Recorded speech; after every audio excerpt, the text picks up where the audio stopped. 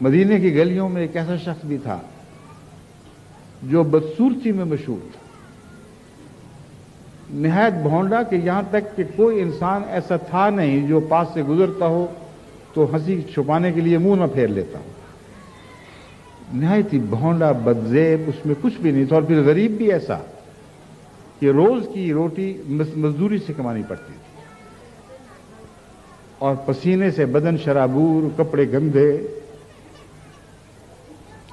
ایک دفعہ اپنی تنہائی کا غم لیے، اپنی اس کیفیت کا غم لیے اکیلا کھڑا تھا کہ پیچھے سے دو پیار کے ہاتھ آئے اور آنکھیں موند لی، اور آنکھیں موند کر وہ پوچھا کہ بتا میں کون ہوں۔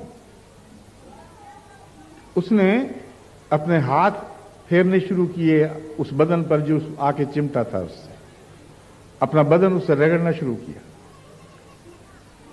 اور بتاتا نہیں تھا۔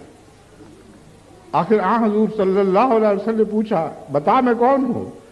آپ نے کہا آپ کے سوا ہو کون سکتا ہے؟ مجھے غریب سے کون پیار کر سکتا ہے؟ یا رسول اللہ، مجھے اسی وقت پتہ چل گیا تھا کہ آپ ہے کوئی دنیا میں جو آپ سب بااخلاق ہو، آپ سے زیادہ پیار کرنے والا ہو۔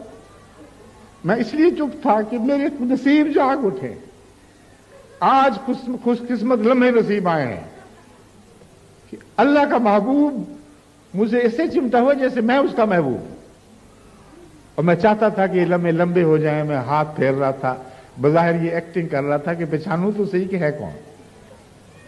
تو دیکھیں کتنی سچی بات ہے کہ خدا بھی اپنے بندوں سے ان کے سب نقائص کے باوجود پیار کرنے کی صفات رکھتا ہے، اور جو خدا کے ہو جائیں وہ صفات ان کو عطا کرتا ہے۔ وہ پہلے سے بڑھ کر محبت کرنے والے خامند بن جاتے ہیں، پہلے سے بڑھ کر محبت کرنے والے باپ بن جاتے ہیں، پہلے سے بڑھ کر محبت کرنے والے بھائی ہو جاتے ہیں۔